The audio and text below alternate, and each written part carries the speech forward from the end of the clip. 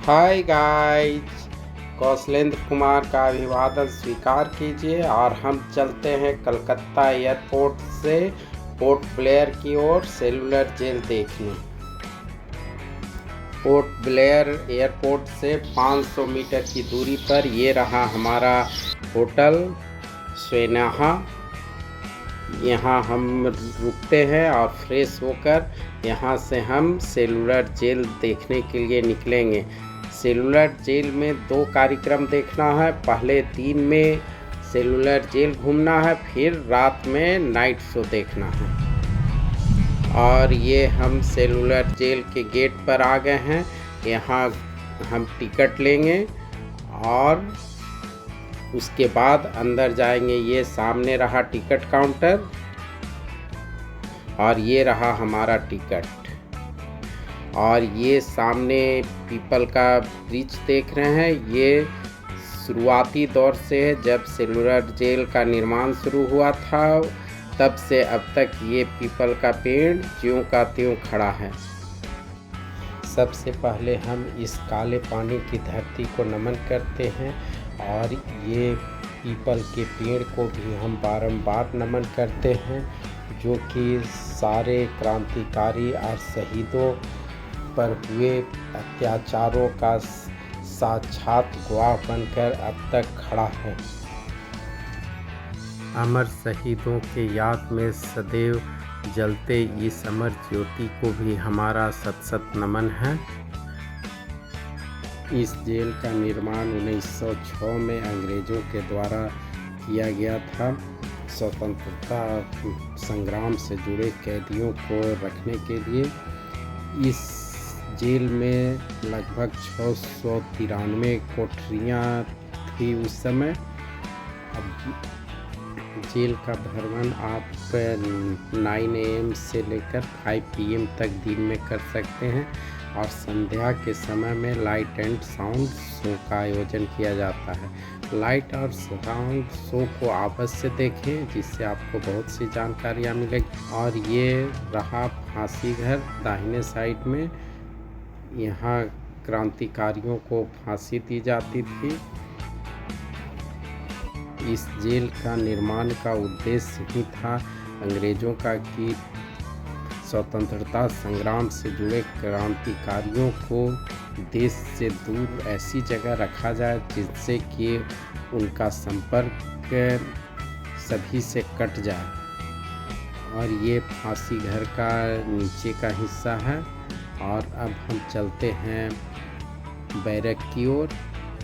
सभी बैरक थे जो एक ही समान के बने हुए हैं।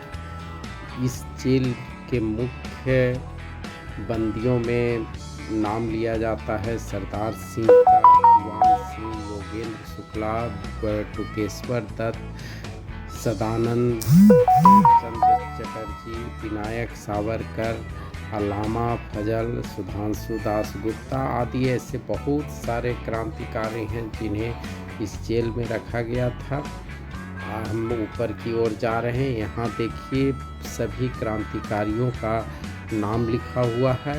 अगर आप यहाँ घूमने आए हैं तो इन क्रांतिकारियों का नाम आप अवश्य पढ़ें।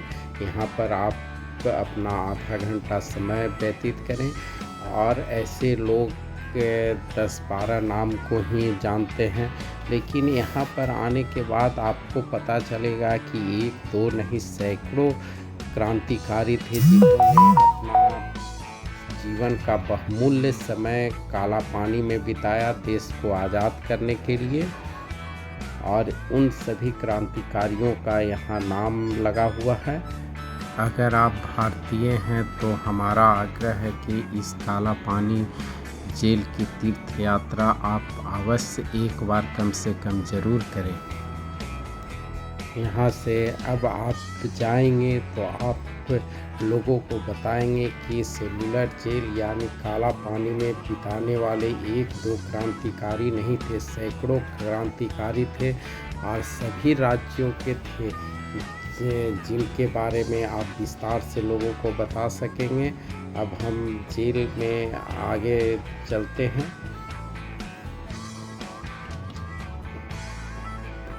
जेल के दूसरे मंजिल पर हम आ चुके हैं और यहाँ हम आगे बढ़ते हैं। आगे वीर सावरकर का काल कोठरी है, जिसे कि विशेष रूप से संरक्षित कर रखा गया है। स्वतंत्रता संग्राम से जुड़े राजनीतिक कैदियों का यहाँ कोठरी में फोटो लगा कर रखा गया है।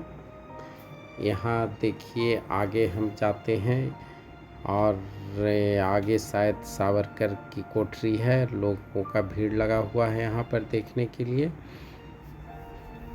हम भी अब आगे की ओर बढ़ते हैं और ये देखिए दूसरे तल्ले से हम बाहर का नज़ारा देखते हैं, जब तक कि उधर लोगों का लाइन क्यू लगा हुआ है। वो क्यू समाप्त होगा तो फिर हम आगे जाएंगे, तब तक हम बाहर की नज़ारे का आनंद लेते हैं। हाँ देखिए मैं पहुंच गया सावरकर की कोठरी में और यहाँ देखिए इसे संरक्षित कर विशेष रूप से रखा गया है। एक रोशनदान कोठरी में हुआ करता था और बाहर की हवा आने का और कोई जरिया नहीं था। सामने एक लोहे की बड़ी सी गेट थी और इसी कोठरी में दिन भर कैदियों को बंद कर रखा जाता था। उन्हें सिर्फ काम करने के लिए बाहर निकाला जाता था। तीसरे मंजिल पर नारियल से तेल निकालने का मशीन लगा हुआ है, जिसमें कि बैल की जगह इन क्रांतिकारियों को ही जोता जाता था और उनसे जबरन काम लिया जाता था। एक तरह से कहें तो अंग्रेज़ों ने उन पर अत्याचार का कोई भी तरीका ऐसा न हो कि न अपनाया हो। और ये जेल के हम बिल्कुल ऊपर टॉप व्यू पर आ गए हैं और ये टॉप व्यू से देखिए बगल में समुद्र आपको दिख रहा है। यहाँ चारों तरफ समुद्र ही समुद्र है, इसीलिए यहाँ पर जेल का निर्माण किया गया था। वर्तमान में ये टॉप व्यू से आपको 3 विंग दिख रहे हैं जेल का। पहले ये 7 विंग हुआ करते थे, लेकिन भूकंप में नष्ट हो जाने के कारण वर्तमान में अभी 3 विंग ही बचे हैं। और ये रहा संग्रहालय। जब आप जेल घूमते हैं तो उसके धरातल तल पर सामने एक संग्रहालय बना हुआ है। यहाँ देखिए संग्रहालय में 7 विंग को दर्शाया गया है जेल का। और यहाँ आपको आसानी से गाइड भी मिल जाएंगे जो कि आपको जेल के बारे में सारी जानकारी देंगे। आप जब संग्रहालय में पहुँचते हैं तो यहाँ आप कम से कम 2 घंटे बिताएं। आप हर पोस्टर पर लिखे कहानियों को पढ़ेंगे तो आपको यहाँ की बहुत सारी जानकारियाँ प्राप्त हो जाएगी। और यहाँ उनके वस्त्र आदि सारे रखे गए हैं, उन्हें भी आप देख सकेंगे। बहुत से बुक भी यहाँ संरक्षित कर रखे गए हैं जो उन क्रांतिकारियों के द्वारा लिखे गए हैं। वे सब बुक हैं जो आप खरीद सकते हैं। बाहर में एक दुकान है जेल के कैंपस के अंदर ही, जहाँ से आप सामान वगैरह, बुक वगैरह बहुत चीज़ बिकता है जो कि आप खरीद सकते हैं। और जेल पूरी तरह घूमने के बाद हम पुनः यहाँ आएंगे सूर्यास्त के बाद होने वाले लाइट शो, साउंड शो को देखने के लिए। लेकिन लाइट शो और साउंड शो होता है उस समय वीडियोग्राफी करना वर्जित है। उस समय फ़ोटो खींचना या वीडियोग्राफी करने पर प्रतिबंध लगाया गया है, इसलिए उधर का वीडियो मैं नहीं दिखा पाऊँगा। ये पुनः मैं जेल के बाहर आ गया हूँ और यहाँ से होटल के लिए मैं प्रस्थान करूँगा और पुनः फिर सूर्यास्त के बाद आकर लाइट शो और साउंड शो देखूँगा, जिससे कि और जेल के संबंध में जानकारी अपडेट होगा।